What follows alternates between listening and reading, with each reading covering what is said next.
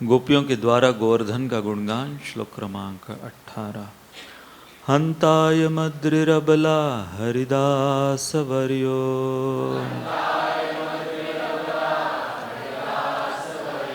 यद राम कृष्ण चरण स्पर्श प्रमोदः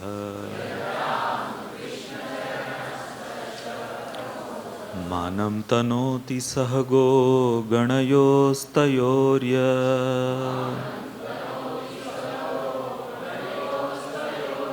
पानीयसूयवसकंदरकंदमूलय। यह पर्वत कृष्ण तथा बलराम के साथ ही साथ उनकी गौओं, बछड़ों तथा ग्वाल बालों को सभी प्रकार की आवश्यकताओं, पीने का पानी, अति मुलायम घास, गुफाएं, फल फूल तथा तरकारियों की पूर्ति करता है। इस तरह यह पर्वत भगवान का आदर करता है। कृष्ण तथा बलराम के चरण कमलों का स्पर्श पाकर गोवर्धन पर्वत अत्यंत हर्षित प्रतीत होता है। तात्पर्य: उपर्युक्त अनुवाद श्रील प्रभुपाद कृत्य चैतन्य चरितामृत मध्य लीला से उद्धृत किया गया है।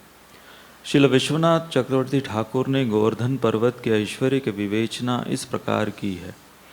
पानीय गोवर्धन पर्वत के झरनों से प्राप्त सुगंधित शीतल जल का द्योतक है, जिसे कृष्ण तथा बलराम पिया करते थे और जिससे अपने पांव और मुख धोया करते थे। गोवर्धन पर्वत शहद, आम का रस तथा पीलू का रस जैसे अन्य पेय भी प्रदान करता है। सूयवस दूर्वा अर्थात दूब घास को बतलाता है, जिससे अर्घ्य की धार्मिक भेंट दी जाती है। गोवर्धन पर्वत में घास भी होती है जो सुगंधित, मुलायम तथा गौओं की वृद्धि एवं उनमें दूध बढ़ाने के लिए लाभप्रद है। इस तरह यह घास आध्यात्मिक पशुओं के खिलाने काम आती है। कंदर गुफाओं का सूचक है, जहाँ कृष्ण, बलराम तथा उनके संगी खेलते, बैठते और लेटते थे। ये गुफाएं तब आनंद देती है जब या तो बहुत गर्मी हो या सर्दी हो या फिर वर्षा हो रही हो। गोवर्धन पर्वत में खाने के मुलायम कंद, शरीर सजाने के रत्न, बैठने के लिए समतल स्थान तथा चिकने पत्थर, चमकीले जल और अन्य प्राकृतिक वस्तुओं के रूप में दर्पण तथा दीपक प्रदान करता है।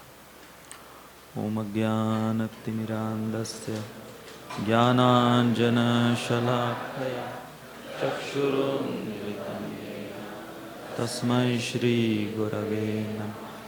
श्रीचैतन्यमनोभीष्टं स्थापितं येन भूतले स्वयं रूपा कदा मह्यं ददाति स्वपदान्तिकं। वन्देऽहं श्रीगुरोः श्रीयुतः पदकमलं श्रीगुरोन् वैष्णवांश श्रीरूपां साग्रजातां सहगण रघुनाथान्वितं तं सजीवं साद्वैतं सावधूतं परिजनासहितं कृष्णचैतन्यदेवं श्रीराधा कृष्णपदा सहगण ललिता श्रीविशाखान्वितांश। हे कृष्ण करुणा सिंधु दीनबन्धुर्जगत्पते गोपेश गोपिकाकान्त राधाकान्त नमोस्तुते। तप्त कांचन गौरांगी राधे वृंदावनेश्वरी वृषभानुसुते देवी प्रणमामि हरिप्रिये। वाञ्छाकल्पतरुभ्यश्च कृपा सिन्धुभ्य एव च पतितानां पावनेभ्यो वैष्णवेभ्यो नमो नमः। जय श्री कृष्ण चैतन्य प्रभु नित्यानंद श्री अद्वैत गदाधर श्रीवासादि गौर भक्तवृंद। हरे कृष्णा कृष्णा कृष्णा हरे हरे, हरे राम राम राम हरे हरे, हरे कृष्णा कृष्णा कृष्णा हरे हरे, हरे राम राम राम हरे हरे, हरे कृष्णा कृष्णा कृष्णा हरे हरे, हरे राम राम राम हरे। हरे कृष्णा। सभी भक्तों से नम्र निवेदन है, कृपया अपना मोबाइल फ़ोन साइलेंट मोड या स्विच ऑफ मोड में रखें। और जिन माताओं के साथ छोटे बच्चे, कृपया उन पर ध्यान दें जिससे वो कथा में बाधा ना करें। इस लेक्चर का सीधा प्रसारण फेसबुक पर लाइव चल रहा है और साथ ही FM 10 पर भी हो रहा है। हरे कृष्ण।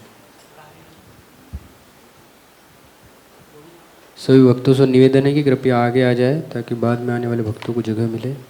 हरे कृष्ण। हरे कृष्णा।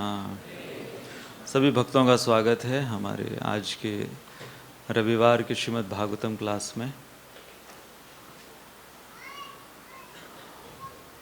भरत अयोध्या लौटे और जब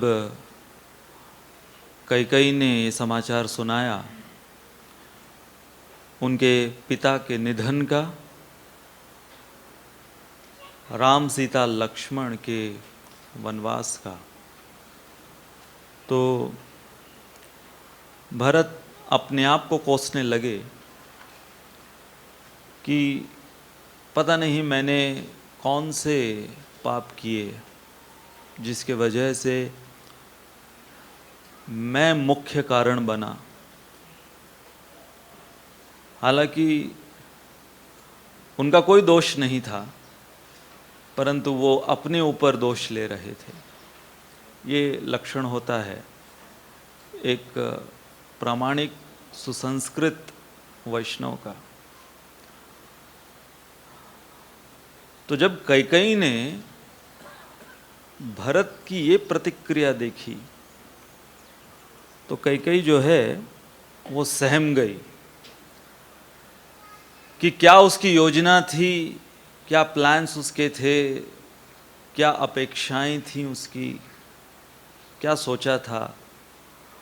और यहाँ भरत जिसके लिए सब कुछ किया कैकेयी ने, जिसके लिए अब यहाँ पर बदनाम हुई कैकेयी, वही भरत डिसोन कर रहा है अपने माँ को और उसके सारी योजनाओं को। तो हमने पिछली दफ़ा ये शिक्षा ली कि भरत ने अपनी माँ को जैसे कोई साधारणतः दंडित करता, इतना बड़ा अपराध कैकेयी ने कर दिया। न केवल भरत के प्रति, न केवल दशरथ, न केवल राम सीता लक्ष्मण, बल्कि पूरी अयोध्या के प्रति इतना बड़ा अपराध जो कैकेयी ने किया, उसके लिए कोई दंड कैसे निर्धारित करे, क्योंकि ये अपराध इतना दंडनीय था कि उसकी मात्रा में, उस अपराध के मात्रा में दंड देना, उसका मूल्यांकन भी कोई नहीं कर पा रहा था, क्योंकि सब इतने शोक में थे कि वो शोक से बाहर उबर कर दंड देने की क्षमता, शक्ति भी किसी में नहीं थी। परंतु भरत ने साफ साफ कैकेयी से कह दिया कि जो तुम्हारी योजना मेरे लिए, यदि तुम बोल रही हो कि मेरे लिए तुमने ये सब किया, तो मैं कतई ये तुम्हारी योजना सफल नहीं होने दूंगा। और ये सबसे बड़ा दंड था कैकेयी के लिए, क्योंकि कैकेयी वो कोई राम द्वेषी नहीं थी, वो तो बहुत बड़ी प्रेमी थी प्रभु श्री राम की। यहाँ पर कुछ गलत संग के वजह से कैकेयी कुछ समय के लिए वो उसकी मति फिर गई, यदि ये कहें तो। और तुरंत भरत ने उसे उस पश्चाताप की अग्नि में झोंक दिया। तो उसका वो करेक्शन चालू हो गया। पनिशमेंट इस प्रकार से दिया कि समझ में नहीं आया, बिना स्पर्श किए, बिना कोई अपशब्द कहे कई को ठीक करने का कार्यक्रम यहाँ शुरू हुआ, करेक्टिंग विदाउट पनिशिंग। तो हमने ये मुद्दा लिया था जब हम भक्तों के साथ या हमारे परिवारों में रिश्तेदारों के साथ, माता पिता जो हैं अपने बच्चों के साथ जब उनको ठीक करने जाते हैं या डांट फटकार लगाते हैं,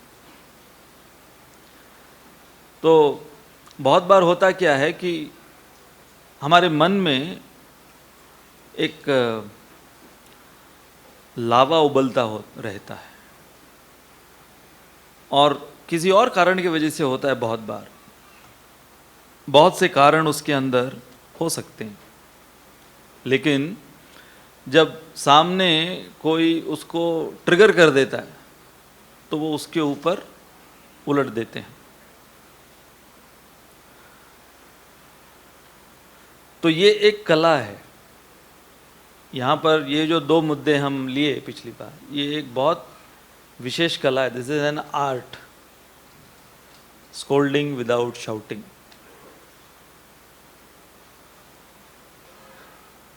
हमारे भूतपूर्व प्रधानमंत्री हुए अटल बिहारी वाजपेयी जी, तो एक बार संसद में, बहुत वर्ष पहले की बात है, संसद में उन्होंने कह दिया कांग्रेस के आधे लोग मूर्ख हैं, और हड़कंप मच गया पूरे संसद में।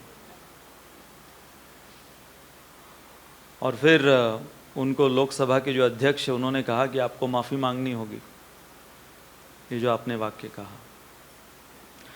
तो अपने वो बहुत ही चित परिचित तरीके से उन्होंने कैसे शब्दों में माफ़ी मांगी। उन्होंने कहा, हाल ही में जस्ट अभी मैंने कहा, मेरे मुख से निकल गया कि कांग्रेस के आधे सदस्य मूर्ख हैं, तो मैं माफ़ी मांगना चाहता हूँ, कांग्रेस के आधे सदस्य मूर्ख नहीं हैं।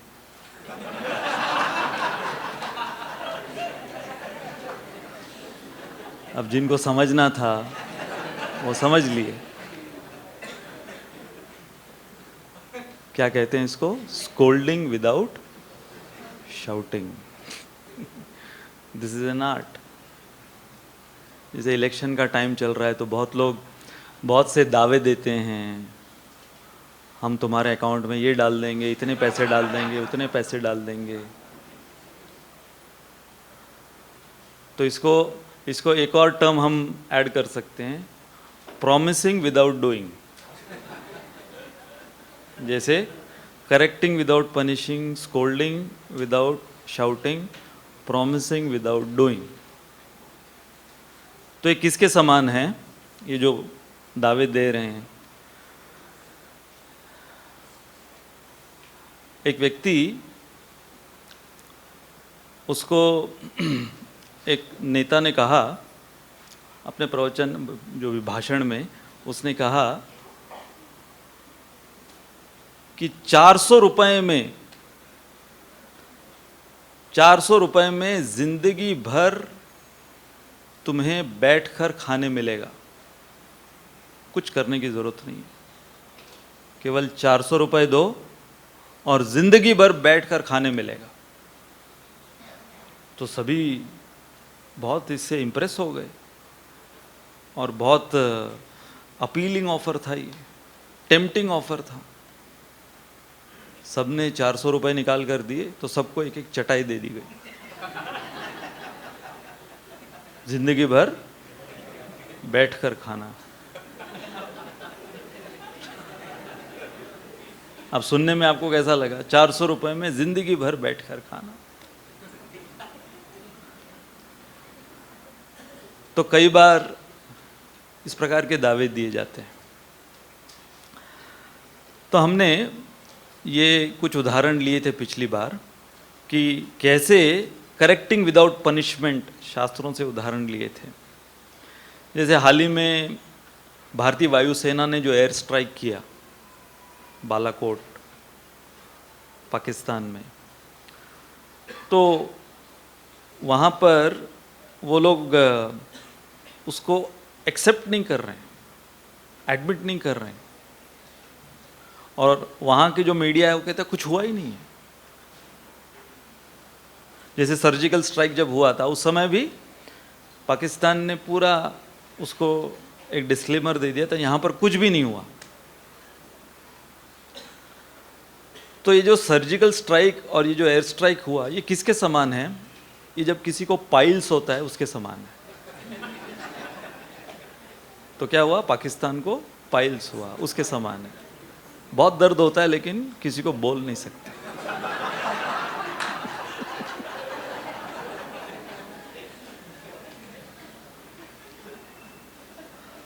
तो उसी प्रकार से भगवान ने जब इंद्र, ब्रह्मा जी इनको इस प्रकार के सर्जिकल स्ट्राइक में ठीक किया, तो वो बोल नहीं पा रहे थे क्योंकि अपराध उन्होंने किया और भगवान ने कोई उनको बुलाकर कोई समन्स नहीं भेजे कि ये कैसे किया तुमने। भगवान ने अपने बहुत रिफाइंड तरीके से इनको ठीक किया। तो अब अगर ये प्रश्न पूछा जाए, एक तो हमने लिया करेक्टिंग विदाउट पनिशिंग, फिर इसको फ्लिप करें, पनिशिंग विदाउट करेक्टिंग। ये ज्यादा उदाहरण देखने को मिलता है कलयुग के अंदर कि हम दंड देने के लिए तत्पर रहते हैं, उतारू रहते हैं, बहुत काबिल रहते हैं, लेकिन एंड रिजल्ट वो व्यक्ति सुधरा ही नहीं है। जैसे कितने जेल से आप अगर किसी को भी जानते होंगे या सुना होगा कि जेल से निकलने के बाद कितने कैदी शराफत का जीवन जीते हैं कि एकदम सुधर कर बाहर आए हैं और अब कोई भी प्रकार का अपराध नहीं, कोई झूठ नहीं, कोई डकैती नहीं, कोई बेईमानी नहीं। कई बार तो और ज़्यादा सीख कर आते हैं जेल से, क्योंकि संग वैसा मिलता है कि यदि कोई केवल जेब कतरा है, उसका संग अगर किसी कातिल से हुआ है जेल के अंदर, तो फिर वो और नए नए आइडियाज़ और अन्य जेब कतरों के साथ संग मिलता है। तूने कैसे जेब कतरी, तूने कैसे जेब काटी किसी की, तूने कैसे डकैती की, अच्छा तूने इस प्रकार से बैंक लूटी, अच्छा तूने इतने करोड़ लूटे, कैसे लूटे, अच्छा ठीक है मैं बाहर निकलने के बाद इसको ट्राई करता हूँ। तो धृतराष्ट्र और दुर्योधन क्लासिक एग्जाम्पल है। धृतराष्ट्र, महाभारत में वर्णन है, धृतराष्ट्र बचपन से दुर्योधन को बहुत ही एक जिसको कहते हैं ना हाफ हार्टेड तरीके से पनिश करता, अधकुचड़े तरीके से पनिश करता था। तो इसलिए दुर्योधन कभी सुधरा नहीं, क्योंकि खुद पिता जो है उसके अंदर वो लोभ था, वो सत्ता का लोभ था, और वो डर था कि दुर्योधन को मेरी ये हस्तिनापुर की सत्ता नहीं मिलेगी। इसकी वजह से वो हर समय वो जानता था कि ये गलत है, ये मेरा बेटा, ये पैदाइश गलत है इसकी, ये डिफेक्टिव पीस है ये जो दुर्योधन है। लेकिन कैसे तो उसको ठीक करना है, तो दंड धृतराष्ट्र दिया करता था थोड़ी बहुत मात्रा में, लेकिन दुर्योधन कभी सुधरा नहीं। तो यदि हम ये मुद्दा लें करेक्टिंग वर्सेस पनिशिंग, तो इसमें जब हम किसी को सुधारने की चेतना से दंडित करते हैं तो वो क्या है? जस्टिस, न्याय। परंतु जब कोई किसी को केवल दंडित करना चाहता है बिना सुधार के, तो उसके लिए एक ही शब्द है और वो है बदला। जब कोई बोलता है कि मैं उसका बदला लूंगा, I will pay back in the same coin, तो उसके अंदर उसकी कोई इच्छा नहीं होती कि वो सुधरे, उसकी एक ही इच्छा होती खत्म हो जाएगी। आप देखो बॉलीवुड या हॉलीवुड के सबसे पॉपुलर प्लॉट्स मूवीज के कौन से होते हैं? बदले वाले, कि जो हीरो है उसके साथ क्या हुआ, नाइंसाफी हुई, कानून अंधा हो गया, नाइंसाफी हुई। और कई ऐसे मूवी के टाइटल्स भी ऐसे होते हैं, माँ कसम बदला लूंगा। तो ऐसे टाइटल्स ज़्यादा पॉपुलर होते हैं और उसके अंदर ऑडियंस भी, हाँ ले उसका बदला, मार उसको, काट डाल, हम भी हैं तेरे साथ।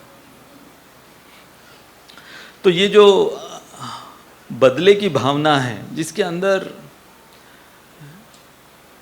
ये देखा जाता है कि हाँ, कई बार लोग इसको गलत समझ लेते हैं कि यदि किसी ने किसी के साथ या किसी के प्रति बदला लिया तो वो ये समझते हैं कि हाँ न्याय किया है।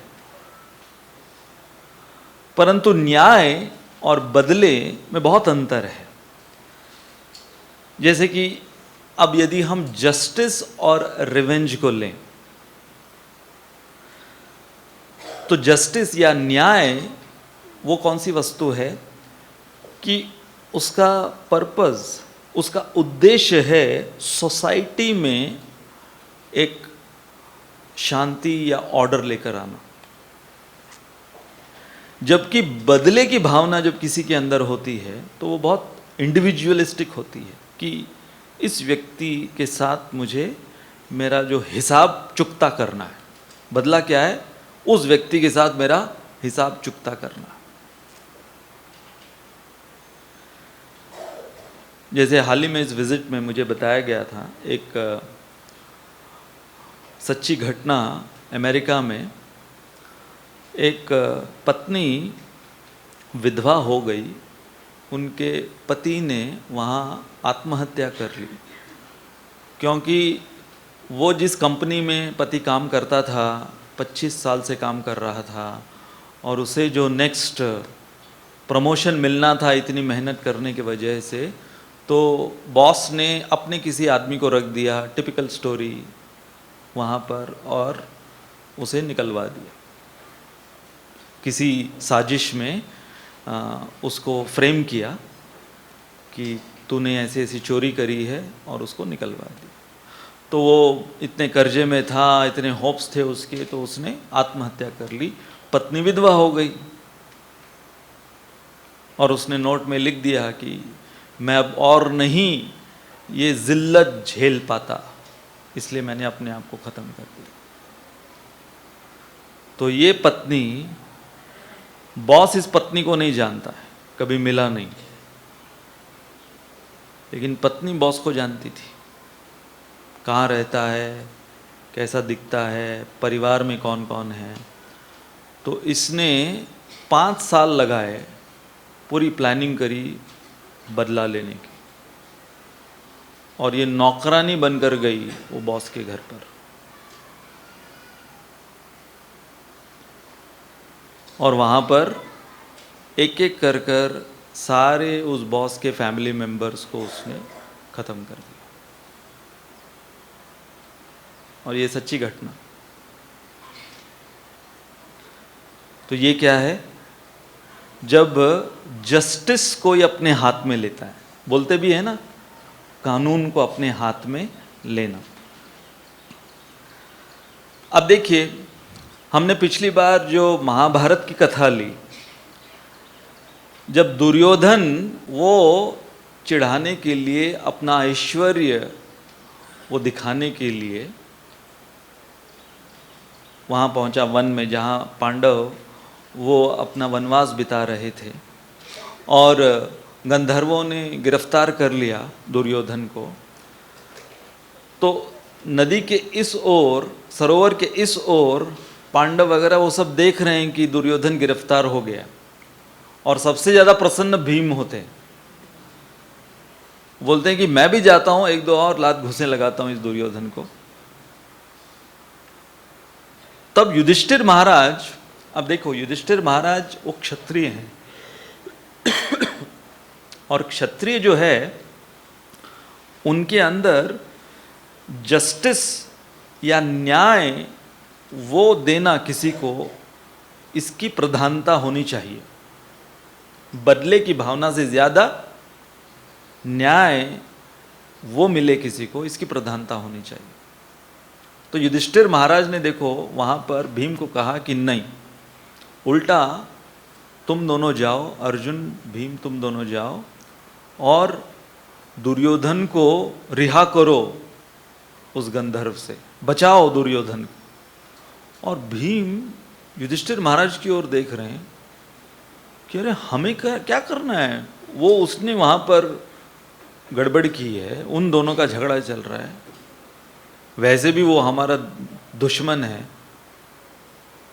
तब युधिष्ठिर महाराज ने एक ऐसी बात भीम को कही, भीम कन्विंस हो गए। युधिष्ठिर महाराज ने कहा बहुत रिफाइंड तरीके से हम बदला लेंगे दुर्योधन का। कौन? युधिष्ठिर महाराज बोल रहे हैं। उन्होंने कहा कि यदि तुम जाकर दुर्योधन को रिहा करोगे, क्योंकि बाकी तो सब पलायन कर गए हैं, कर्ण इत्यादि सब भाग गए वहां से, अकेला अभी दुर्योधन वो वहां पर कैदी है, तो तुम यदि जाकर दुर्योधन को रिहा करोगे तो उसके पश्चात दुर्योधन का जो भी आने वाला जीवन है वो तुम्हारे रहमो करम पर रहेगा, तुम्हारे एहसान पर दुर्योधन आगे का जीवन जिएगा। भीम ने कहा ये सही बात है, इससे ज्यादा और उसको जिल्लत कहीं नहीं मिल सकती, अभी जाता हूं मैं।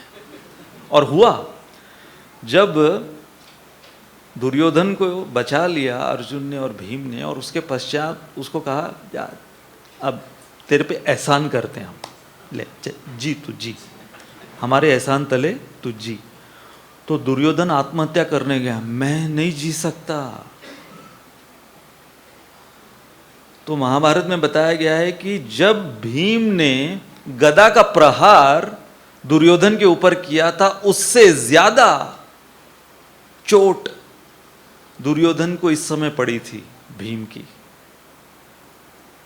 कि मैं भीम के दिए हुए रहमो करम पर जीऊंगा, सवाल ही नहीं, इससे अच्छा मैं मर क्यों ना जाऊं। हमने बुधवार को हिटलर का एग्जाम्पल लिया था। हिटलर भी उस प्रकार का एक घमंडी व्यक्ति था। जब सोवियत उनके रेड आर्मी लेकर आए तो उसने देख लिया कि मैं अब इनके ऊपर जीत नहीं पाऊंगा, तो उसने अपने आप को मार डाला कि नहीं, मैं सबके सामने, क्या लोगों को पता चलना चाहिए कि मैं किसी के हाथों मरा नहीं, खुद मारा, अपने आप को मार डाला मैंने। वो जैसे बहुत बहादुरी का काम किया उसने।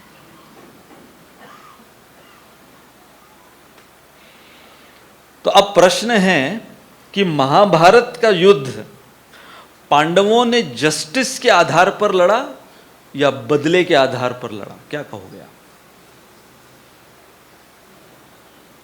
Was it out of revenge or out of justice?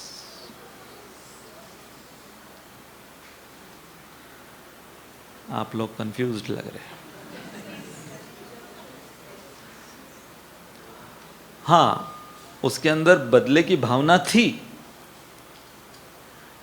बदले की भावना थी, लेकिन भगवान श्री कृष्ण ने उन सब को एक बहुत ऊंचा उद्देश्य दिया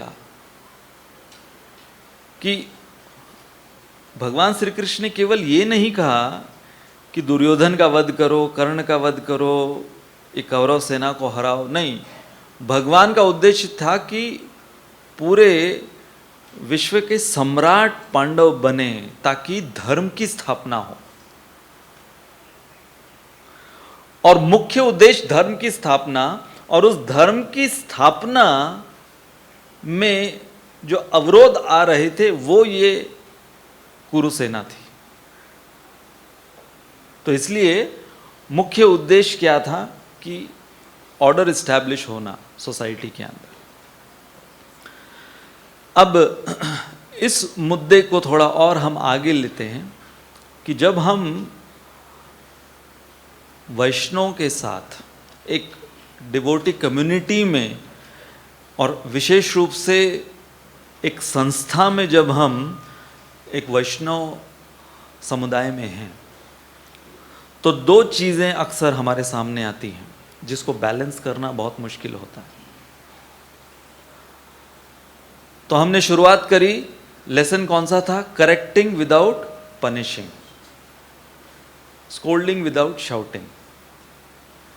और उसके अंदर फिर हमने लिया कि कैसे जस्टिस और रिवेंज, इन दोनों में अंतर क्या है।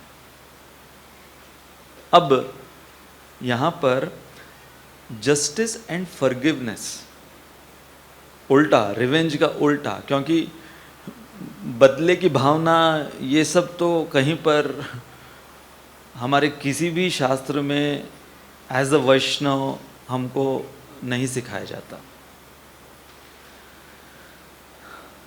लेकिन क्या सिखाया जाता है? क्षमा। तो एक तरफ है न्याय और दूसरी तरफ है क्षमा। तो जब भी ये मुद्दे आते हैं, कौन से मुद्दे? बैलेंसिंग। तो बैलेंस करना ये भी एक आर्ट है। How to balance between two opposites. Balance हर समय दो ऑपोजिट्स में होता है, और विशेष रूप से जब हम एक इंस्टीट्यूशनल वैष्णव एसोसिएशन में हैं तो इतने अनगिनत ओपिनियंस होंगे, क्योंकि वॉलंटरी ऑर्गेनाइजेशन है, सबके ओपिनियंस अपने अपने बैकग्राउंड के हिसाब से होते हैं, अपने अपने साइकोफिजिकल नेचर के अनुसार होते हैं, वो कौन से मोड्स में स्थित हैं, वो कितने डिवोशनल लेवल पर हैं, उनका सोशल स्टेटस क्या है, जेंडर क्या है, ये सब अलग अलग। जैसे हम जब राधा गोपीनाथ मंदिर में थे, अक्सर वहाँ पर चप्पल चोर को पकड़ा करते थे।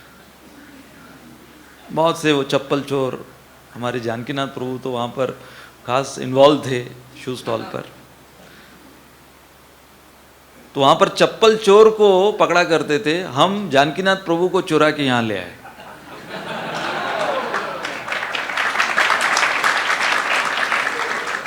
जो उनकी चप्पलें वहाँ पर संभालते थे, शू स्टॉल पर थे, अभी भी मुझे याद है, हमारे उस समय भक्त ज्योतिराम। बहुत लंबी जर्नी इन्होंने अभी कर ली, अभी तो बड़े बड़े भागवत कथाएं वगैरह देते हैं,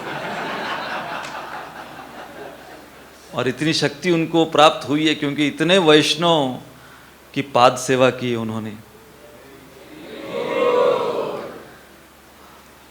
लेकिन इनके होने के बावजूद चप्पल चोर आते थे। तो बहुत बार उनको रंगे हाथ या रंगे पैर बोल सकते हैं इस कनेक्शन में, रंगे पैर उनको पकड़ा करते थे। तो अलग अलग, अब ये सब ब्रह्मचारी हैं, ब्राह्मण दीक्षित, राधा गोपीनाथ के सेवक, ये सारे ब्रह्मचारी हैं। सबके अलग अलग ओपिनियन होते थे जब चप्पल चोर पकड़ा जाता था। कई होते थे वो एकदम सौम्य स्वभाव के, और वो चप्पल चोर को एकदम मोड ऑफ गुडनेस में बात करते थे, देखो ऐसे चोरी करना ठीक नहीं। और कई ये क्या है, ये कोई ये भाषा समझ में आएंगे, उसको लात घूंसे शुरू कर देते थे। मैंने तो कई ऐसे ऐसे ब्रह्मचारी को देखा जो हर समय भागवत पढ़ा करते थे वहाँ पर, और कई बार 25 माला सुबह 2:30 बजे उठकर 64 माला करने वाले फ्लाइंग किक मार रहे हैं चप्पल चोर।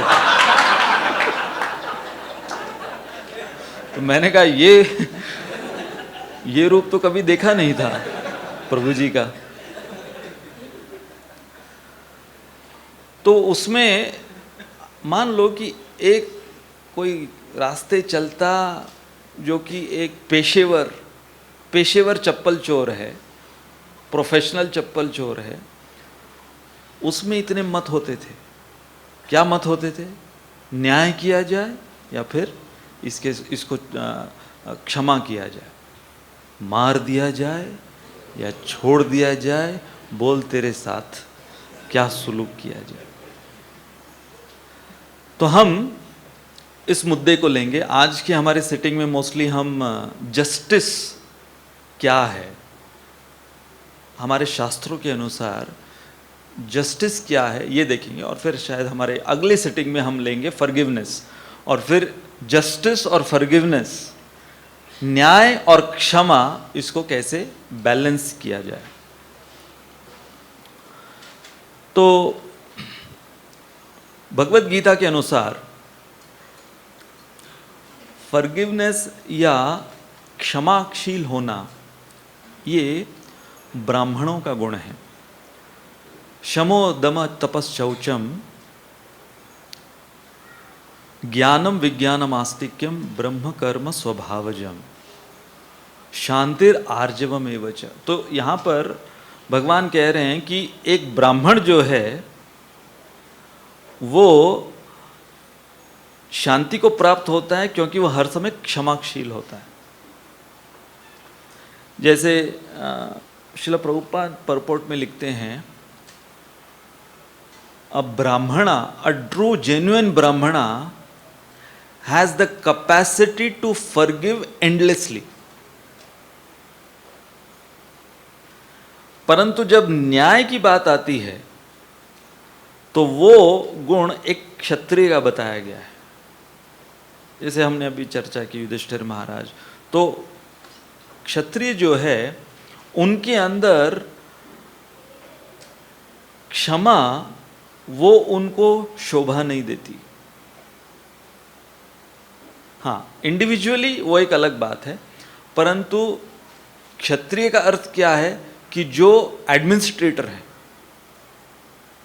जो रूलर्स हैं, जो राजा हैं, और जिनके ऊपर पूरे समाज का, पूरी प्रजा का उत्तरदायित्व है, तो उनकी जिम्मेदारी न्याय के प्रति ज्यादा है। ये बदला या क्षमा उसको लें, उससे ज्यादा यदि क्षमा के वजह से जो राज्य की शांति भंग हो रही है या व्यवस्था अस्त व्यस्त हो रही है प्रजा की, तो उत्तरदायित्व एक क्षत्रिय का है। जैसे कि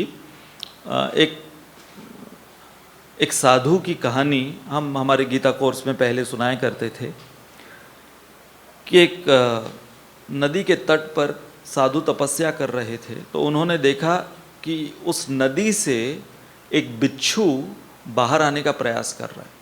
तो वो साधु जाकर अपने हथेली से उस बिच्छू को हेल्प करना चाह रहा है। तो बिच्छू डंक मार रहा है, एक बार डंक मारा, दो बार डंक मारा। एक व्यक्ति इस दृश्य को देख रहा था, साधु के पास जाकर कहता, अरे ये बिच्छू है, किसकी मदद कर रहे हो तुम? वो तो डंक मारेगा ही, मरने दो उसको, तुम उसको मदद करने की कोशिश कर रहे हो, बार बार तुमको डंक मार रहा है। तो साधु उन्होंने ऐसी बात कही, उन्होंने कहा इस व्यक्ति से कि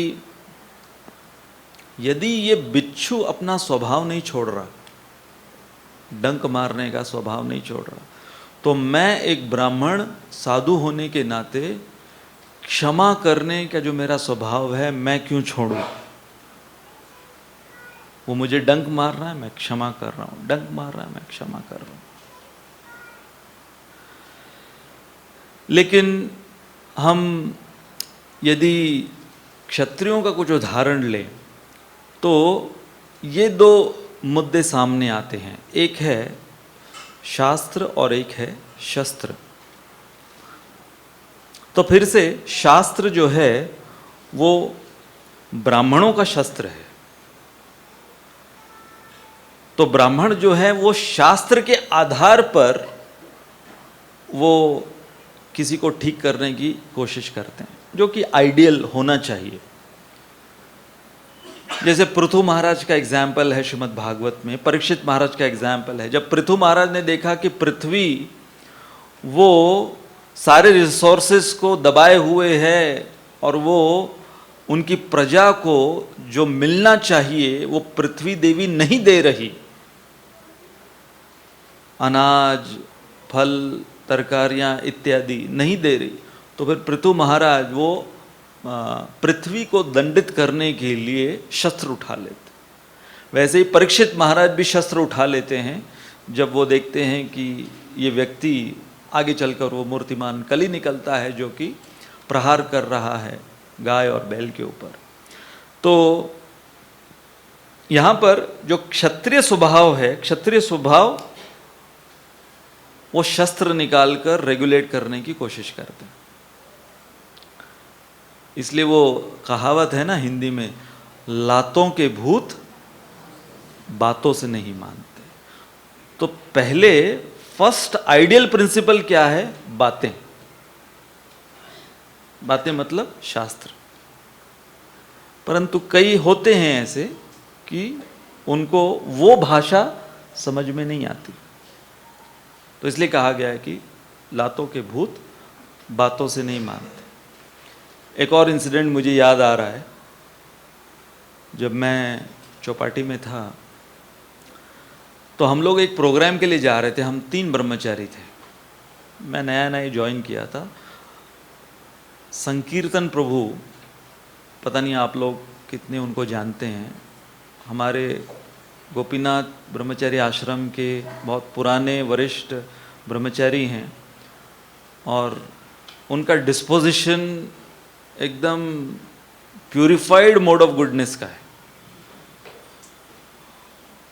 उनके बात करने का तरीका, उनके जेस्चर, सब कुछ एकदम प्यूरिफाइड मोड ऑफ गुडनेस का है। यहाँ तक कि एक बार महाराज बता रहे थे कि उनकी मदर जब ब्रह्मचारी बन गए तो महाराज से आर्ग्यू करने के लिए आई। तो दोनों महाराज के कमरे में हैं, संकीर्तन प्रभु और संकीर्तन प्रभु की मदर, और वो लोग इतने ज़्यादा रिफाइंड तरीके से एक दूसरे से आर्ग्यू कर रहे हैं। मदर भी एकदम उसी प्रकार के उनका डिस्पोजिशन, तो उनका जो आर्ग्यूमेंट भी चल रहा है और महाराज कंफ्यूज हो गए कि ये लोग झगड़ा कर रहे हैं कि ये लोग बहुत प्रेम से वार्तालाप चल रहा है इनका। जैसे मैंने देखा, मैं जब कानपुर में था तो वहाँ पर भी जो उनकी भाषा है वो कभी मैं नहीं कहेंगे या तू नहीं कहेंगे, हर समय हम, आप। तो मैंने देखा बस के अंदर 2 लोगों का झगड़ा चल रहा है, हम आपको तमाचा मारेंगे। तो पहली दफा मैंने सुना कि हम और आप में तमाचा भी मारा जा रहा है। जनरली मैं बॉम्बे में देखा कि सबसे पहले क्या है, वो जो लैंग्वेज है वो बदलती है, बदली हुई रहती है खैर बम्बई की, लेकिन जब झगड़ा होता है तो और ज़्यादा दूसरी डिक्शनरी खुलती है फिर। तो हम लोग 3 कौन थे? मैं, संकीर्तन प्रभु और श्रीनिवास प्रभु। श्रीनिवास प्रभु हैं गोविंद प्रभु के बड़े भाई, और वो बेलगाम के बॉडी बिल्डर रह चुके। फिर उन्होंने ब्रह्मचारी आश्रम ज्वाइन किया। मिस्टर बेलगाम थे वो कभी। तो हुआ क्या कि लोकल ट्रेन में हम लोग जा रहे थे चेंबूर किसी प्रोग्राम के लिए। तो बैठने की जगह नहीं थी, तो जो लोकल ट्रेन का गेट होता है वहीं पे हम लोग खड़े थे पोल को पकड़े हुए। तो एक व्यक्ति, वो हम तीनों को देखा, तो वो संकीर्तन प्रभु से बात करने लगा। मैं अपना चैंटिंग कर रहा था, श्रीनिवास प्रभु भी चैंटिंग कर रहे थे, तो बात करने लगा, क्या तुम लोग कुछ करते नहीं हो? हाँ, तुम्हारी उम्र लग रही है, तुम लोग सब 25-30 साल के हो, ये क्या है? साधु का चोला पहन लिया, माला झोली हाथ में ले ली, कुछ समाज के लिए करते हो कि नहीं करते हो? ऐसे करके तो संकीर्तन प्रभु प्रेम से उसको प्रीचिंग कर रहे हैं कि देखो, जैसे हम लोग शुरू करते हैं तो वो एकदम साइलेंटली सॉफ्टली शुरू कर रहे हैं कि समाज के लिए ये बहुत भला होता है, ऐसा हम लोग जो प्रचार करते हैं। अरे क्या प्रचार, दूसरों का समय बर्बाद करते हो, खुद का जीवन बर्बाद कर रहे हो। तो वो श्रीनिवास प्रभु को मैं देख रहा था, तो उनका क्या है, वो माला पूरा नहीं हुआ था, तो वो वेट कर रहे थे। तो बहुत से डिवोटीज हम लोग प्रायोरिटी उसको देते हैं ना कि अभी वो तुर्रा ऊपर आ रहा है तो पहले उसको पूरा कर लेते हैं, नहीं तो वो एक वापस से शुरू करना पड़ेगा। तो मैं उनको देख रहा था, तो अभी एक तरफ ये हमारे संकीर्तन प्रभु, दूसरी तरफ ये श्रीनिवास प्रभु, जैसे उन्होंने वो पूरी की माला जल्दी जल्दी की, फिर बाद में वो बहुत अनशंट बोले जा रहा था और संकीर्तन प्रभु बहुत उसको प्रेम से समझाए जा रहे थे और मैं बीच में दोनों को देख रहा हूँ। तो फिर उनकी जैसे ही माला पूरी हुई उन्होंने गले में डाला और उन्होंने संकीर्तन प्रभु के आगे हाथ किया, बोला प्रभु जी आप पीछे जाओ। तो ये इनको देख रहा है और मैंने जैसे कहा कि वो पहले बॉडी बिल्डर थे, उनके ऐसे बड़ी छाती यहाँ बाहर आए, वो टी शर्ट पहने हुए थे। बोला क्या प्रॉब्लम है तेरा? क्या प्रॉब्लम है? ये हमारे प्रभु जी हैं, चैंटिंग कर रहे हैं, उनको क्यों डिस्टर्ब? क्या चैंटिंग तुम लोगों का, ये हरे कृष्णा करते रहते हो, कुछ काम का है क्या? तो इन्होंने क्या किया, उसकी कॉलर पकड़ी ऐसे और वो बेल्ट पकड़ा उसका और चलती ट्रेन से उसको बाहर का नज़ारा दिखाया। सारे वहाँ बोगी के अंदर, ए महाराज क्या कर, उसको बाहर का नज़ारा दिखाया और बोला कि अगर तू महामंत्र अपने मुंह से नहीं बोलता है ना तो तुझे तेरे स्टेशन से पहले पहुंचाऊंगा। तो वो इतना डर गया, चलती ट्रेन से उसको आधा बाहर निकाल रखा है, तो वो जोर जोर से महामंत्र, जो भी उसको पता नहीं था, हरे रामा हरे कृष्णा ऐसे करना लगा और फाइनली उसको अंदर लिया। अगली बार तूने किसी साधु को तकलीफ दी ऐसी तो मुझे याद करना, मैं पहुंच जाऊंगा उधर। तो मैं उसका चेहरा देख रहा था, पूरी उसकी चेहरा उसका पीला हो गया, सफ़ेद हो गया, उड़ गई उसकी सारी सिट्टी पिट्टी गुल हो गई। तो होता है जैसे हमने कहा, लातों के भूत बातों से नहीं मानते। तो शास्त्र और शस्त्र, अब इसके अंदर यदि हम देखें, ये कलयुग का एक क्रॉस सेक्शन सोसाइटी का लें, फॉर एन एग्जाम्पल 1000 लोग हैं, तो 1000 लोग क्रॉस सेक्शन इस सोसाइटी के, इनको अगर हम डिवाइड करें तो इस क्रॉस सेक्शन में 1 ब्राह्मण होगा, 9 क्षत्रिय होंगे, 90 वैश्य होंगे और 900 शूद्र होंगे। इसलिए कलयुग के विषय में क्या बताया गया है? कलौ शूद्र संभवा। इसलिए ज़्यादातर शास्त्र काम नहीं आते, क्योंकि शास्त्र सुनाने वाले कम हैं और समझने वाले तो भूल जाओ। अगर इस क्रॉस सेक्शन को हम लें तो हम देखते हैं कि एज अ वैष्णव हमारे अंदर भी इन सब के कॉम्बिनेशन है। जैसे हमने कहा कि एक ब्रह्मचारी, उनका अप्रोच उसको हरे कृष्ण महामंत्र बुलवाने का, संकीर्तन प्रभु प्रीच करके बोल रहे थे बोलो हरे कृष्ण, वो नहीं मान रहा था, तो उसको पकड़कर ट्रेन के बाहर खड़ा किया, तब उसने निकाल लिया मुंह से। अब ये नहीं कह रहे हैं ये आइडियल तरीका है प्रीचिंग करने का ये कोई तरीका नहीं प्रीचिंग करने का, लेकिन कई बार सिचुएशंस ऐसी क्रिएट हो जाती हैं। जैसे हम लोग, कौन सी हमारी यात्रा थी, रामेश्वरम, तो रामेश्वरम यात्रा में हम गए थे और वहाँ पर जिस होटल में मेरा कमरा बुक हुआ था, तो काफ़ी उसका प्राइस बहुत था, शायद 2000-3000 पर डे ऐसा कुछ प्राइस था। तो उधर जाते ही मैंने देखा कि जो वो लोग इतना चार्ज कर रहे हैं उससे कुछ फैसिलिटीज़ वो लोग दे ही नहीं रहे। तो मैंने अपना बैग भी नहीं रखा था, वहाँ पर अंदर गया और मैंने कहा कि यहाँ पर रहना ठीक नहीं है, ये लोग अनजस्टली चार्ज कर रहे हैं। तो मैं बाहर आ गया, बोला इसको कैंसिल करते हैं। तो उसने कहा काउंटर पर, होटल वाले ने, आपको कोई रिफ़ंड नहीं मिलेगा। तो मैंने कहा अरे हम रहे ही नहीं इसके अंदर। बोला नहीं, आप अंदर 2 कदम खड़े तो रहे ना, कमरे में जाके खड़े रहे तो आपका रिफ़ंड नहीं मिलेगा।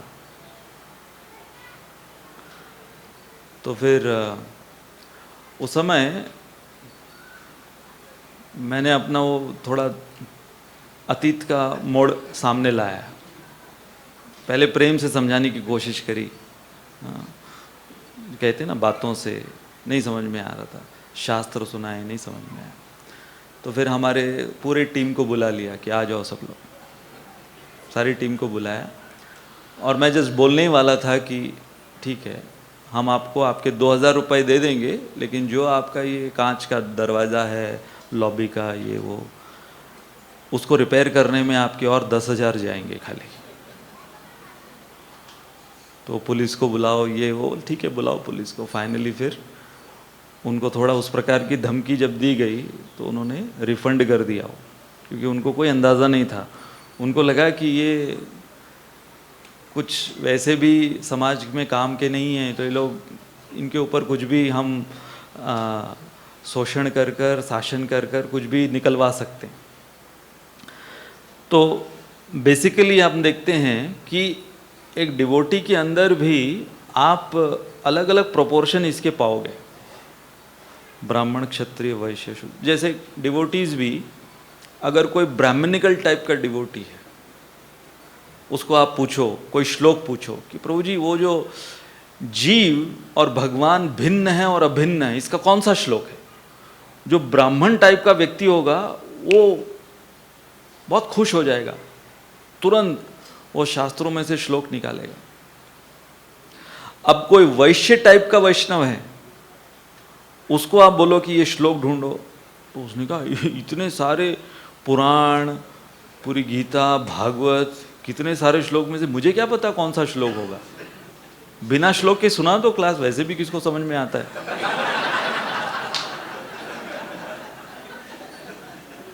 तो जो वैश्य टाइप का होगा या क्षत्रिय टाइप का होगा, उसको श्लोक वगैरह में इतना इंटरेस्ट नहीं होगा।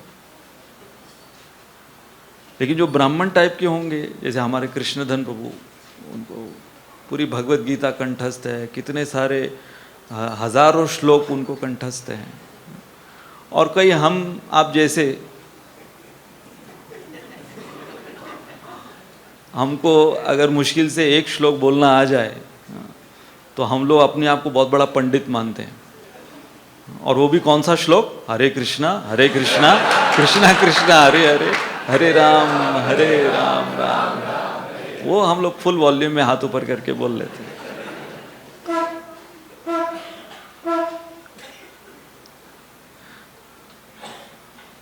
एक सन्यासी आए थे हमारे गोपीनाथ मंदिर में, तो थोड़े बहुत ही मजाकिया टाइप के और स्पॉन्टेनियस थे वो सन्यासी। तो उन्होंने लेक्चर के बीच में एक श्लोक प्रारंभ किया बोलना। अब बहुत बार होता है कि जिनको श्लोक कंठस्थ नहीं होता, एक दो लाइन यहाँ वहाँ भूल जाते हैं, लेकिन ये एकदम नेचुरल तरीके से उन्होंने श्लोक शुरू किया। नैनम छिंदंती शस्त्राणी नैनम दहति पावक ला ला ला ला ला ला ला ला, ऐसे करके तीसरी लाइन। तो हम सोचे कि भगवान ने तीसरी लाइन में आलाप तो नहीं लिया था। तो बोले अरे आप लोग सब गोपीनाथ के बहुत विद्वान पंडित हो, आप तीसरी लाइन जानते होंगे ना। मुझे याद नहीं आ रही अभी। तो जो वैश्य टाइप के होंगे या क्षत्रिय टाइप के होंगे, उनको आप दूसरा कोई प्रोजेक्ट दो, उनको बोलो कि चलो नासिक में हम बड़ा मंदिर बांधना चाहते हैं। वो बोलेंगे यस, बोलो कैसे फंड रेजिंग कितना है, प्रोजेक्ट का कॉस्ट कितना है वो बताओ, ये सब। वो तो उनका पूरा उसके अंदर वो लोग सचेत रहेंगे, एंथुजियास्टिक रहेंगे। और वही चीज़ तुम एक ब्राह्मण को बोलो कि हम नासिक में 25 करोड़ का मंदिर बांधना चाहते हैं, वो क्या बोलेगा? अरे 25 करोड़ का मंदिर बांधने के बाद भी तो तुम खाली श्रवण कीर्तन ही करने वाले हो ना उसमें बैठ के, तो अभी भी तो कर ही रहे हैं। चलो हम लोग भागवत स्टडी करते हैं, हाँ? किताब खोलो। जैसे हमने देखा कई बार मीटिंग्स होती ना, जैसे जन्माष्टमी की मीटिंग या जन्माष्टमी पूरा फेस्टिवल, उसके अंदर तो उसके अंदर वो होता है ना अभिषेक, डोनर्स के लिए अभिषेक वगैरह। तो जो ब्राह्मणिकल टाइप होते हैं उनका उद्देश्य ये होता है कि सबको एक अच्छा मौका मिले भगवान की सेवा करने का, चाहे उसके अंदर कोई कूपन ले या ना ले, सबको करने का मौका मिलना चाहिए। जो वैश्य होते नहीं नहीं, कोई भी गलती से बिना कूपन के नहीं करना चाहिए। एक और रिसीट बुक जा सकती है, पैसे मिल सकते हैं। तो जिनका साइकोफिजिकल नेचर उसके अंदर उसका है, कोई क्षत्रिय टाइप का साइकोफिजिकल नेचर है, उसका वो डोनेशन से कोई लेना देना नहीं है। कितने लोग अभिषेक में स्पिरिचुअली बेनिफिट होंगे उससे कुछ लेना देना नहीं। क्राउड कंट्रोल हुआ कि नहीं, उनका मेन फोकस होता है क्राउड कंट्रोल होना चाहिए। तो ये क्या है, ये क्रॉस सेक्शन हमने बताया कि इससे समझ में आएगा। और कई जैसे जो 900 की कैटेगरी में है, सब चलेगा,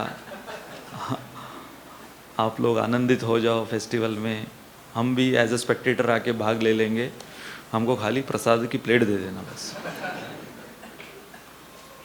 अब इसके पश्चात यदि हमें समझना है कि जस्टिस और फॉरगिवनेस, तो हमारे शास्त्रों में इसको किस प्रकार से विभाजित किया गया है, ये कैसे इसको समझें।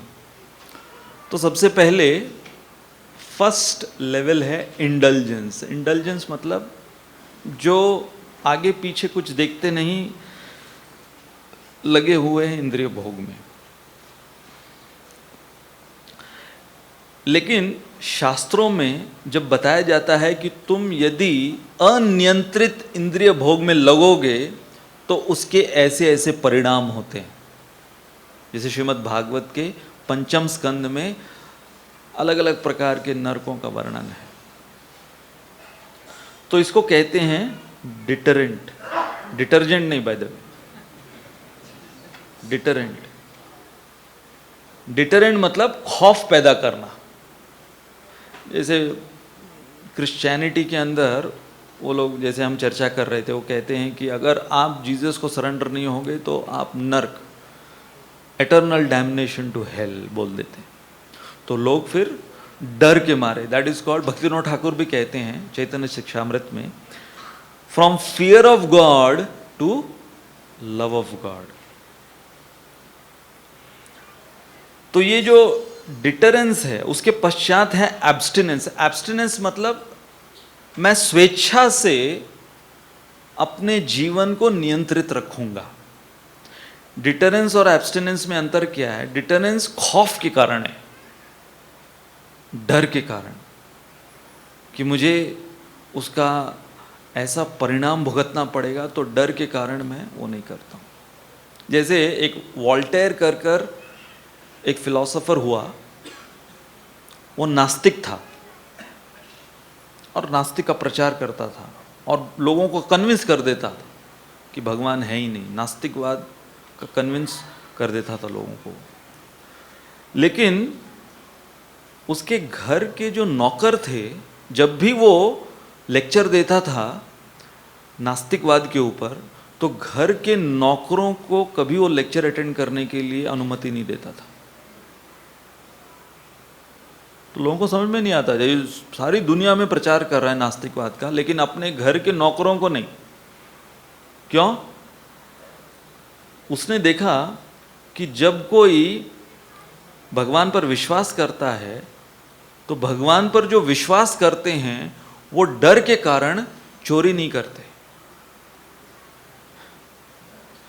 और यदि मेरे घर के नौकर वो नास्तिक बन जाए तो उनको भगवान का कोई डर नहीं होगा, तो वो मेरे घर में चोरी करते रहेंगे फिर।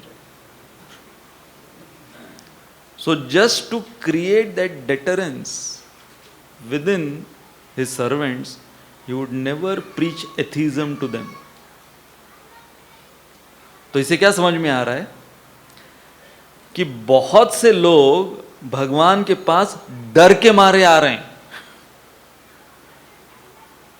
क्योंकि उनको शास्त्र से ये बताया गया है कि अगर तुम नहीं पालन करोगे तो फिर तुम्हारा ये हो जाएगा। बहुत बार आप देखो व्हाट्सएप पर भी ऐसे मैसेजेस आते हैं, इसको अगर आपने 10 लोगों को फॉरवर्ड नहीं किया तो अगले 1 घंटे में तुम्हारा ये ख़त्म हो जाएगा, वो ख़त्म हो जाएगा, हाँ, तुम्हारे पैसे लूट जाएंगे, तुम्हारी एक टांग टूट जाएगी, एक आँख बाहर आ जाएगी। हाँ ऐसे होते हैं ना मैसेजेस। फिर आप डर के मारे तुरंत 10 लोगों को, फिर और आप 10 लोगों को ऐसे करो। तो इसको कहते हैं डिटरेंस। जैसे कि India Pakistan under the radar war चलता रहता है, परंतु बिग स्केल का वॉर 1972 के बाद, 71 के बाद नहीं हुआ है। कारगिल हुआ है 99 में, लेकिन वो फुल स्केल वॉर नहीं कहेंगे उसको, बॉर्डर पे था, फुल स्केल वॉर नहीं था कारगिल। क्यों नहीं हो रहा है? क्योंकि दोनों के पास न्यूक्लियर वेपन्स है। So nuclear weapons is acting as a deterrent. जैसे कोई व्यक्ति अगर कहे कि मैं बहुत शॉर्ट टेम्पर्ड हूं, मुझे बहुत गुस्सा आता है, तो उसको पूछो कि वो अपने बॉस के सामने वो गुस्सा उतारता है क्या कभी? बहुत बार सबसे ज्यादा एम्प्लॉयज को अपने एम्प्लॉयर के ऊपर गुस्सा आता है, लेकिन वो घर पर आकर उतारते हैं उसको बीवी के ऊपर। जैसे हमारा जो टेनिस कोच था, उससे पूरी हमारी टीम नफरत करती थी। हमारा बॉस था वो। तो जब भी हम लोग कोई टूर्नामेंट जीतते थे तो कोच पूरा क्रेडिट लेता था कि मेरे वजह से ये वो सब कुछ, पूरा क्रेडिट वो ले लेता था। तो ऐसे ही हम लोग जीते थे और हमारी पार्टी चल रही थी। तो मेरा जो टीम पार्टनर था, तो वो क्या कर रहा था,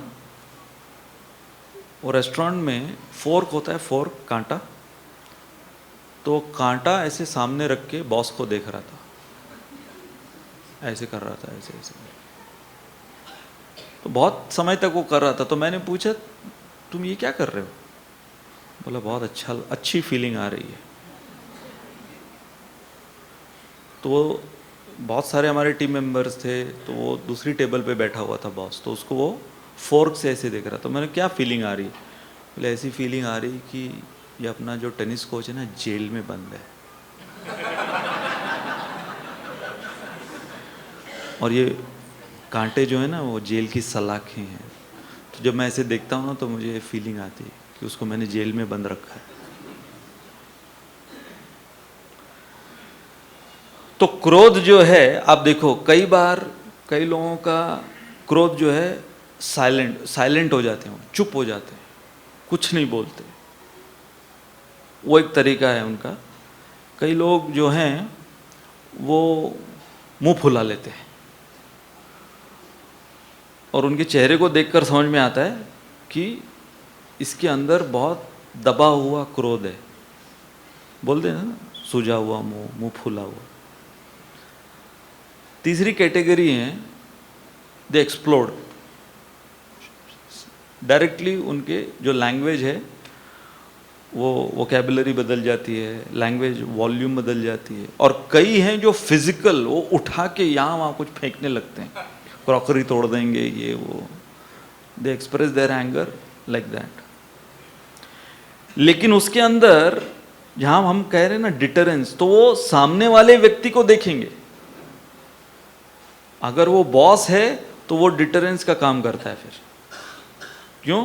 क्योंकि होगा क्या, नौकरी जाती रहेगी अगर वो बॉस के सामने इस प्रकार से अपना क्रोध व्यक्त करेगा। तो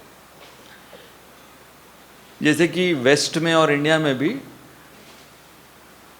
ड्रिंक एंड ड्राइव, उसके बारे में बहुत सारे फाइन्स चार्ज किए जाते हैं लोगों के ऊपर, कि लोग शराब पीते हैं पार्टियों में, और वहाँ पर वो लोग एक उन्होंने कॉन्ट्रैक्ट किया हुआ है कि अगर 4 लोग पार्टी में गए हैं तो उसमें से एक को कहेंगे भाई तू नहीं पिएगा, अगली पार्टी में मैं नहीं पीऊँगा, तू पी सकता है, क्योंकि किसी एक को ड्राइव करके ले जाना है बाकियों को। और पुलिस ने पकड़ लिया तो लाइसेंस तुम्हारा छीन लिया जाएगा। और कई बार वो जो बहुत बड़ा ऑफेंस होता है वो ड्राइविंग वाइल ड्रिंकिंग और ड्रंक ड्राइवर्स, बहुत बड़ा ऑफेंस होता है, लाइसेंस। और वहाँ पर अगर तुम्हारा ड्राइविंग लाइसेंस ले गया मतलब तुम अपाहिज हो गए। ऐसे ही 3 शराबी वो टैक्सी में बैठे, पूरा टुन टैक्सी में बैठे, तो टैक्सी वाले को समझ में आ गया कि तीनों पूरा पिए हुए हैं, टाइट हैं। तो उसने क्या किया, इग्निशन ऑन किया, ऑफ कर दिया, बोला आ गया।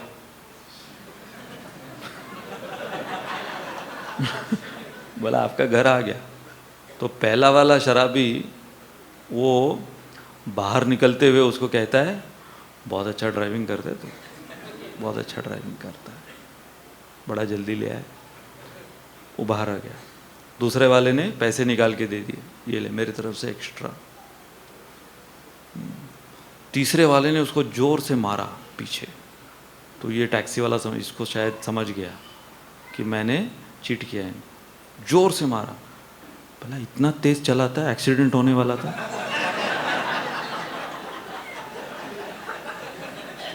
तो जो ड्रंक ड्राइवर्स होते हैं वहाँ पर वेस्ट में, वो लोग, उनका लाइसेंस छीन जाएगा। ये नहीं कि वो लोग सेल्फ कंट्रोल हो गए हैं, उनके लिए वो डिटरेंस क्या है कि वो हमारा लाइसेंस छीन जाएगा। मैं इस पे गौर क्यों कर रहा हूँ, क्योंकि ज़्यादातर कलयुग में आप देखोगे कि लोग रिलीजन को फॉलो करते हैं, स्पिरिचुअलिटी को फॉलो करते हैं आउट ऑफ फियर, डिटरेंस की वजह से, और वो काम भी करता है। इसलिए आप देखो कानून में भी वो लोग जब जस्टिस को देते हैं तो उसको पब्लिकली अनाउंस कर कर जस्टिस दिया जाता है, ताकि that acts as a deterrence. तो यदि हम इन चारों को लें तो indulgence is because of being impulsive, deterrence is unwillingly done, abstinence is willingly done, transcendence is effortlessly done. Transcendence मतलब वो इसके ऊपर चला गया है, एब्स्टिनेंस और डिटरेंस के ऊपर चला गया है कि उसको इतना भगवान का जो टेस्ट मिल रहा है, या स्पिरिचुअलिटी का, कृष्ण कॉन्शियसनेस का टेस्ट मिल रहा है, कि उसे अपने ऊपर कोई जबरदस्ती करने की जरूरत नहीं पड़ रही। तो अब डिटरेंस और एब्स्टिनेंस में अंतर क्या है? जैसे कि हम देखते हैं कई डिवोटीज कुछ वाव्स लेते हैं कि हम उस डिवोटी के लिए हम 1 साल तक स्वीट्स नहीं खाएंगे। तो अब देखो, उन्होंने इसको कहेंगे एब्स्टिनेंस, विलिंगली उन्होंने स्वीट्स खाना बंद किया।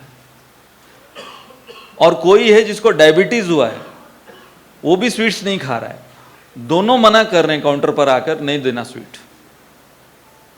एक को डायबिटीज हुआ है इसलिए नहीं खा रहा है, वो कौन सा है? डिटरेंस, कि मैं खाऊंगा शुगर बढ़ जाएगा, बहुत प्रॉब्लम्स हो जाएंगी, तो उस डर के वजह से स्वीट्स नहीं खा रहा है। और दूसरे उसने विलिंगली ये वाव लिया है, उसको कहते हैं एब्स्टिनेंस।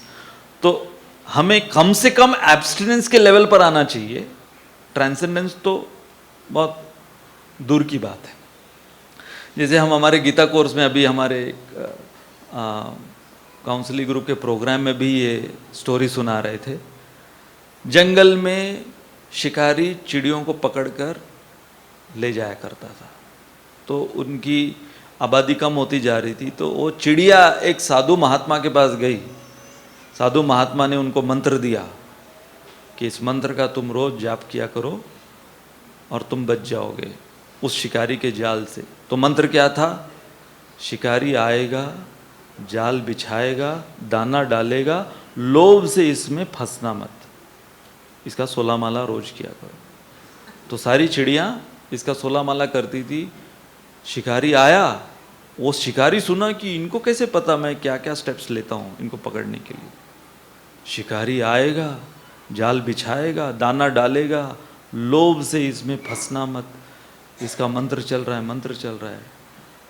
फिर बाद में शिकारी आया, उसने जाल बिछाया। ये लोग क्या बोल रहे हैं?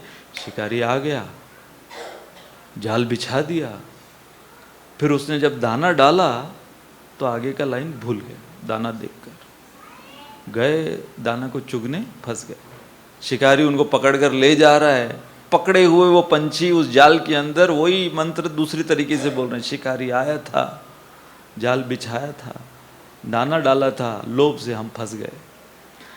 तो कई बार क्या होता है कि हमारे सामने हम लोग वाउज ले लेते हैं,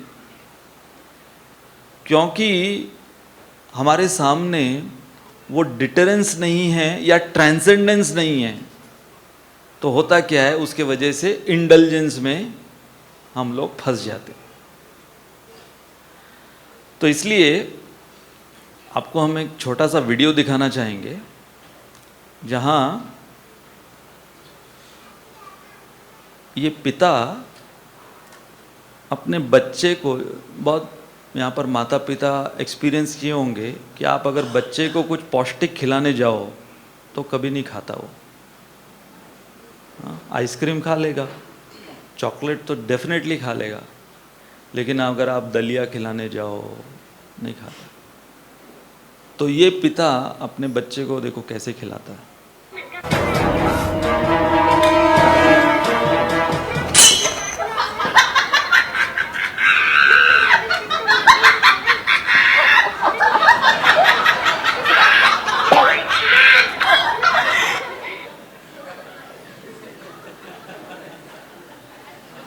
अब हम इस पे हंस रहे हैं क्योंकि बहुत बार हमको भी महामंत्र ऐसे ही कराया जाता है, या भक्ति के अंग, बाकी सारा श्रवण कीर्तन, वो डर के मारे किसी और को मार के उसकी जब दशा देखते हैं हम कि इसने भक्ति नहीं करी, इसने माला नहीं करी, इसने 4 नियम पालन नहीं किया, ये नहीं किया, उसका ये हालत हुआ। जैसे एक दंपति वो अपने 40वीं सालगिरह मना रहे थे शादी की, तो उनको पूछा गया कि 40 साल से आप लोग एक साथ हो, बहुत बड़ी उपलब्धि है कलयुग में, इसका राज क्या है? तो पति ने कहा, जब हम लोग पहली दफ़ा हनीमून के लिए गए थे महाबलेश्वर, तो वहाँ पर हम लोग घुड़सवारी की थी हमने।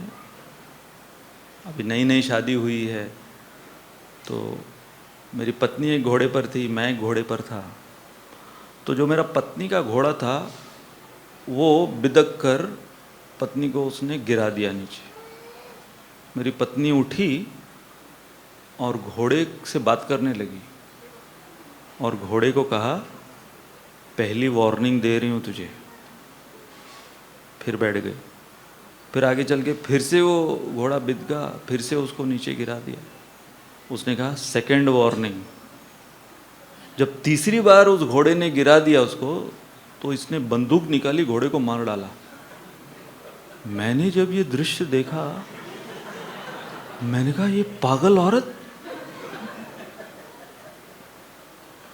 तो जैसे ही मैंने उसको कहा ये, उसने वो बंदूक में से धुआं फूका ऐसे, वो बोला, पहली वार्निंग। तो 40 साल हो गए हैं उसके बाद।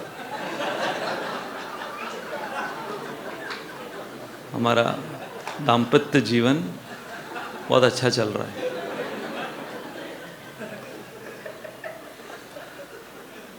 तो इसको कहते हैं डिटरेंस।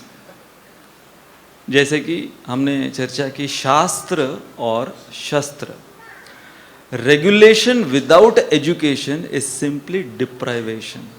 जब आप केवल शस्त्र शस्त्र शस्त्र, ये करने से, ये नहीं करने से ये होगा, ये गलत करने से ये होगा, रेगुलेशन रेगुलेशन खाली बोलते रहोगे और कोई एजुकेशन नहीं दोगे, तो वो केवल गुलामी कहलाई जाती है, डिप्राइवेशन। और इसका दूसरा एक्सट्रीम क्या है? सिंपली एजुकेशन, कि हाँ, हम केवल शास्त्र बोलेंगे और कोई कितना भी कुछ गलत करे हम उसके ऊपर कोई स्टेप्स नहीं उठाएंगे, no regulation. So that is simply theorization. तो इसलिए बैलेंस होना, हम हमारे अगले सिटिंग में डिस्कस करने वाले हैं कि इंस्टीट्यूशनल लेवल पर और इंडिविजुअल लेवल पर हमको फॉरगिवनेस और जस्टिस, या एजुकेशन और रेगुलेशन, ये दोनों को हमें कैसे बैलेंस करना है। तो आज हम केवल इस पर एंड करते हैं कि पनिशमेंट जो है उसका पर्पस क्या है। तो थ्री फोल्ड पर्पस, जैसे कि हमने कहा कि पनिशमेंट का एक पर्पस है डर पैदा करना, इसलिए कहा जाता है justice should not be just done but justice should be seen to be done, दिखना चाहिए। इसलिए बहुत बार पहले जब किसी को दंडित किया जाता था तो पब्लिक में किया जाता था, ताकि सब लोग उसको देख लें, कोई अगर ऐसी गलती करेगा तो ये हाल होगा। So deterrence is for the broader society. Society में लोगों के अंदर एक हेल्दी फियर पैदा करने के लिए। कॉन्सिक्वेंस जो है पनिशमेंट के, वो उस गुनहगार के प्रति इंडिविजुअली होता है, for the perpetrator. But then there is something else, the third fold aspect of punishment which is called compensation. Compensation किसके लिए होता है? विक्टिम के लिए होता है, कि जिसके प्रति वो अपराध हुआ है उसके प्रति कॉम्पनसेशन। जैसे हमारे बीटीजी में इतने आर्टिकल्स आते हैं, और एक बहुत पॉपुलर आर्टिकल बीटीजी में आता है, how I came to Krishna consciousness. तो इसमें बीटीजी टीम वो एक डिवोटी का आर्टिकल छपाने वाले थे। ये व्यक्ति जेल में डिवोटी बना यूएस में। तो एक प्रिजन मिनिस्ट्री है इस्कॉन में जो जेल में जाके प्रचार करते हैं। तो ये कैदी था और वहाँ पर डिवोटीज़ के प्रचार से वो डिवोटी बना, तो इसका आर्टिकल वो बीटीजी में छापना चाहते थे। तो जब वो बीटीजी में ये आर्टिकल छापना चाहते थे तो कुछ डिवोटीज़ को पता चला और उन्होंने इनको कॉल कर कर कहा कि आप जानते हैं कि वो जेल में क्यों गया था? उन्होंने कहा नहीं, जब वो डिवोटी नहीं था तब वो जेल गया था, और जेल में फिर वो डिवोटी बना। तो उसने किसी इस्कॉन की माताजी का बलात्कार किया था, जो कि विक्टिम थी, जिसकी वजह से वो जेल गया था। तो उन्होंने कहा अगर आप उनका आर्टिकल छापोगे तो जो विक्टिम हैं उन पर क्या गुजरेगी। So to just compensate for the victim, don't publish this article in the BTG. तो देखो, बहुत ये जिसको कहते हैं ना कि रेजर्स एज है ये जो हमारे शास्त्रों में ये तीन पहलू बताए हैं पनिशमेंट्स के। तो एज एन इंस्टीट्यूशन हम लोग जो इस्कॉन के अंदर हैं, वी नीड शास्त्र डेफिनेटली, क्योंकि स्पिरिचुअल इंस्टीट्यूशन है। तो पूरा बेसिस इसका क्या है? इट्स बेस्ड ऑन शास्त्र। But because it is functioning in the material world, और हमने पूरा क्रॉस सेक्शन देखा मटीरियल वर्ल्ड कलयुग का, तो हमें शस्त्र की भी आवश्यकता है। यहाँ पर शस्त्र का मतलब ये नहीं कि हमको सारे मंदिरों में बंदूकें रखनी है। शस्त्र का मतलब ये है regulation. When there is a wrong doing, that wrong doing has to be corrected based on shastra. और ये जो पनिशमेंट के थ्री फोल्ड एस्पेक्ट्स बताए गए हैं, deterrence for the broader society of devotees, consequence for the perpetrator, गुनहगार अपराधी, and compensation for the victim. जब ये थ्री फोल्ड एस्पेक्ट्स जो हैं पनिशमेंट के, वो सही प्रपोर्शन में, सही मात्रा में दिए जाएंगे, तब जो हमारा प्रिंसिपल जिससे हमने शुरुआत करी, कौन सा प्रिंसिपल? करेक्टिंग विदाउट पनिशिंग, वो सिद्ध होगा। बहुत बहुत धन्यवाद। हरे कृष्णा।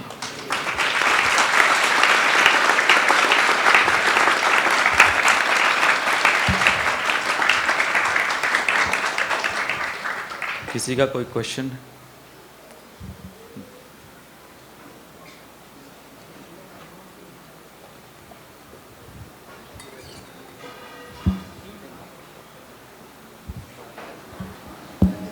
हरे कृष्णा प्रभु जी। प्रभु जी, आपने जो शुरुआत में बताया था ब्राह्मण क्षत्रिय वैश्य शूद्र, तो उस प्रकार से शास्त्रों में ये भी बताया गया है कि जो कुछ गुनाह करता है तो वो यदि ब्राह्मण है या क्षत्रिय है तो उनके लिए पनिशमेंट अलग होती है, वो शूद्र है तो उनके लिए पनिशमेंट अलग है। और यहाँ पर हम लोग देखते हैं जो दे रहा है पनिशमेंट वो भी ब्राह्मण है, तो आपने वो 2 ब्रह्मचारी का उदाहरण दिया था, तो कोई ब्राह्मणिकल है तो उसका देने का तरीका अलग होगा, क्षत्रिय तो देने का तरीका अलग होगा। तो इस प्रकार से लेने वाले का भी अलग अलग वैरायटी है, देने वाले के भी अलग अलग रेंजेस है।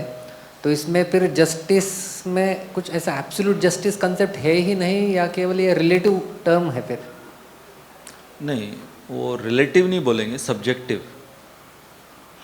जस्टिस जो है, आप अगर देखो लॉज ऑफ नेचर, शास्त्रों के अनुसार लॉज ऑफ नेचर जो हैं वो प्रोपोर्शनेटली पनिश करते हैं किसी को भी।